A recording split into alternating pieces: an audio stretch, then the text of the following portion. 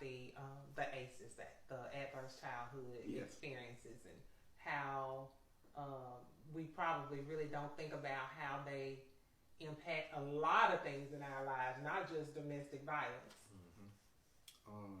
You know, just like the conversation that we was having earlier, slavery through the generations of our community, and I'm just not talking about the black community. I'm talking about the white community as well, because it affected both sides of it. Yeah. It wasn't just abuse to the slaves, but the abuse ran through the household of the slave master as well. Yeah. Just that in our community, all of the things that was pushed and prodded onto that male figure ended up being passed down generations and generations, to the point where it became the patriarch of how a man should be. Yeah. So you get a woman should be barefoot, pregnant, and in the kitchen mentality, because of those generations of history being passed down. And when you don't understand the history, you don't understand where these things come from, and you're acting these things out, you're really in turmoil within yourself, because you don't know who you are. And abusers see this stuff, adverse childhood environment effects. They see these things coming up, but they never know why the person that they saw doing this, where did they get it from? They grew up seeing it from their person, so it's passed down to the point we where talked about the generational curses, right? And you and I were talking about how the only way that they stop is that we begin to be transparent about what they are, what we've gone through, and share our stories. How many people that's in a family want to sit down at the family reunion, at the Thanksgiving dinner? Yeah. Come on now. And catch everybody off guard. Come on now. Talk about it. And bring that conversation up. Yeah. Especially when it's people that's in that room that has Yeah. done them things. That's right. We done swept this stuff under the rug, and because of it, my niece is being abused. Yeah. My nephew is an abuser. And all of these things happen because we have not had this conversation within our families. And this stuff is steady going on because it's being passed down. That's right. And you got a older cousin that's got a younger cousin, and she may have been filled out a little bit early. Yeah. And now here it is, you done molested her. Yes.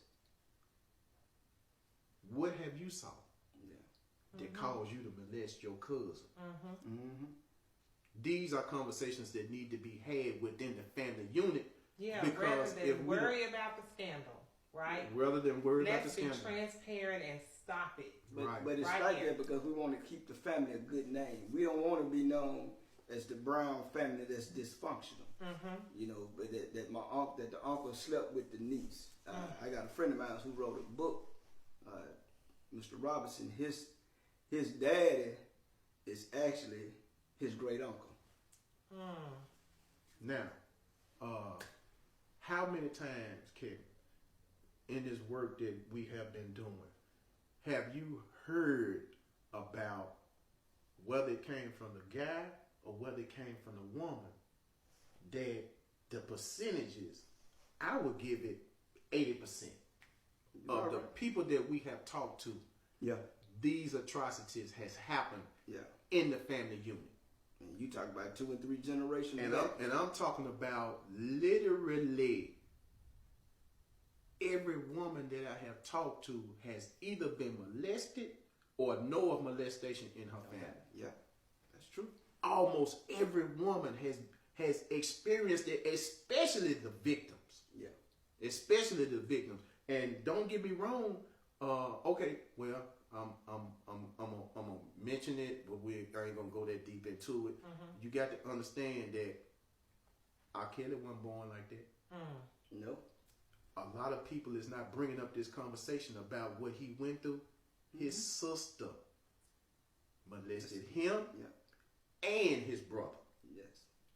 She molested both of them. Why? Now, if it's no statute of limitation when it comes to that, why is she not in jail for the things that she done to them? Because the stuff that she done to them is the same stuff that R. Kelly is doing to all his victims. And I know a male right now that was molested by a family member. He was a 9-year-old boy that was molested by a 14-year-old girl. His family. And you know, a good friend of mine, and I look at the situation, you know, and that's for a while, you know, he was very hard. That's how he was treating women. And then when it moved, you know, just unraveling things that came up.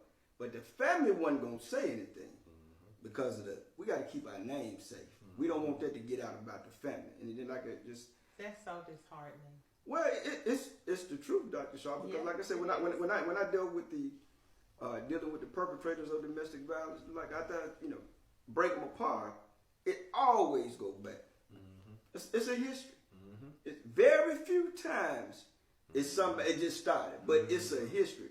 Whether it's from like the hustle, the pimp, the dad, it's something that they saw, and in their mind that this is how it's supposed to be done. It's like I had a lady that tell me, I was talking with a victim. She said it was okay for her husband to hit her because she saw her mama go through that. Back with the dad. That's her norm. That's her norm. So we have to look at it. You know, what is normal to us is not normal to them. You know, they say two people in a house. They get up and go to work. Nobody cuss each other out, and you know that's not normal. That's not normal to them. You know, it's like I know some folks. Back in the day, growing up on Fridays, I knew a married couple on Fridays, going by one of my partners' house. Mom and dad, but the mama was the aggressor. Daddy was drunk. I've witnessed this woman beat this man. But that was every Friday. Because when he got his check, when he got something to drink, he come in, she get mad and throw his stuff out the house. But then on Sundays and Monday, it's like nothing happened. How holistic, you both are in ministry. How holistic are your ministries? Like, you know, one of the things that Gwen talked about, she talked about at one point, you know, because her abuser was in ministry or whatever, that she's just going, and they were actually in ministry together.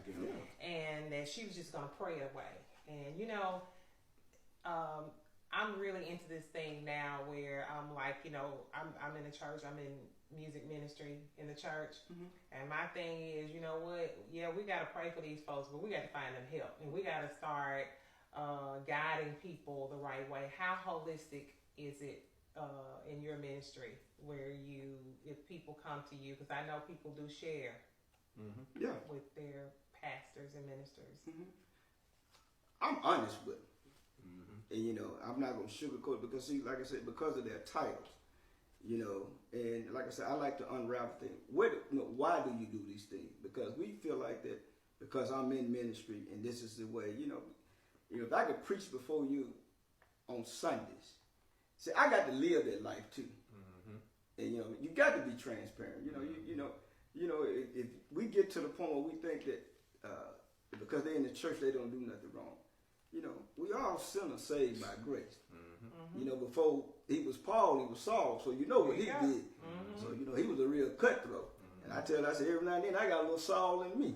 But I mean, you have to be open. And when I'm dealing with the men that's in the church and that are the abuser, and I would tell them, you know, because of that, you know, we take that scripture, you know, a woman should be submissive.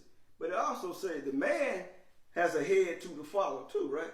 He didn't just, that man just is not God, and God doesn't, you know, you have to, I got to be submissive to somebody. But you have to be honest, and you have to be, and a lot of times in the church, you know, we just set them to, we don't want to get out. So do you have programs available? Are there, you know, do you have people come in and talk to people just for, you know, teaching, not because of, you know, knowing that there is a victim or an abuser, but are those the types of, I know my father's been a pastor for like almost 40 years, and I call his ministry kind of holistic in the sense that, you know, Bible study might be someone coming in to teach about how to read your credit report, you know, and then this week it might be about teaching the Bible, you know, but there are different things happening, and, you know, are you guys getting this information out in your ministries? Well, you know, outside of work. You know, even though both of us are ministers, having a ministry doesn't always mean that you in the pulpit. Oh no, you know, that's our ministries is the platforms that we have with the teaching of the curvature of your behavior. So I'm so transparent with the guys that I teach in that prison that I'm, like I said, I feel like I'm an anomaly because the things that has happened in my life, you just don't hear about this. You don't hear about a guy who has done time at a prison. God takes him through the watch cycle, and now he's walking in that same prison, teaching in the same place that he done did time at. So when these classes start, and the first day I have everybody introduce themselves, I have them stand up and I tell them to give me your name and your R&I number. And they look at me like, you want to know my R&I number for? I said, when everybody get through, you'll see why I'm asking y'all to stand up and get your R&I number. So when they finish, I stand up and give them my name and my R&I number. So when they look at me and I'm dressed like this, and they ain't looking at me thinking that I'm a guy that done been in jail just like them, then it is all about a connection. You have to get connected with people for them to be able to release and let those things out. So once I get that connection with them, my ministry starts right then. It's education. Yes, paperwork, got a program, all of that, the different things that we go through that we want to educate them with. But it's the in-between things, the conversations about my abuse. I put myself on the platform. I put myself on the altar. All of the stuff, the craziness that comes up in conversation, I let these things out because I want these guys to know that I'm just not somebody that's up here teaching this program to you guys. I was once there. So don't sit up here and think that whatever story that you got to say is embarrassing, because the teacher gonna tell you all he is right there on the forefront. I'm gonna let mine out. So if I can let mine out, y'all, we all men in here. Stand up and share your, because this is where you begin to heal.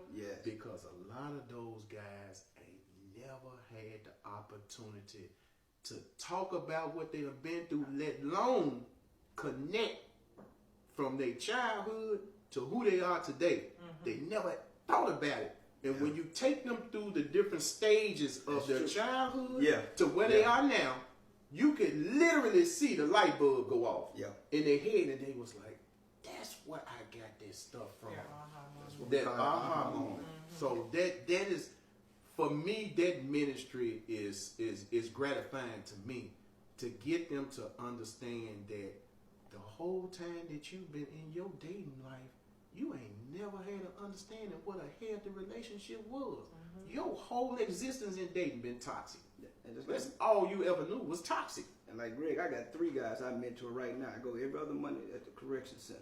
So the only man they've ever seen was me.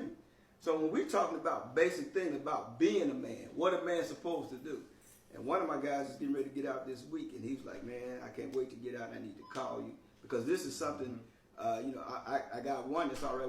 I built a relationship with him, and it was easy because I'm transparent. And now, like they see me come in with the suit and tie. I said, man, I cried. I made mistakes. I hurt. I learned. We learn from each other, but they've gotten comfortable. See, you got to realize a lot of black men hadn't seen a father figure. I was just blessed to have a daddy, a granddaddy, all my coaches. I grew up around men. Role model. Those, and I know some street hustle. I know all the too. But I saw more of that positive side. And that's what it developed me, and I have a son. So, I remember coaching football. My son used to always say, Daddy, why you always got these boys in the car with it? Why you doing this? I said, son, sometimes this gonna be the only man they see. And I said I wanted to show them, you know, and the coaches now, we would pray with these boys. When they had programs at school, we'd go to the school. Donuts for Dad. They daddy wasn't showing up. Right. But if they see the coach coming in there, oh man.